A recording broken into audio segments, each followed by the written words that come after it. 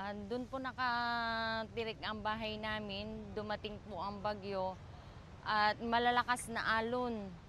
Malalakas na alon, pero nakalikas pa rin naman po kami. Then, hindi namin alam kung paano po magsisimula ngayon dahil napakahirap po mawalan ng bahay. Lalo't wala po kaming mga hanap buhay.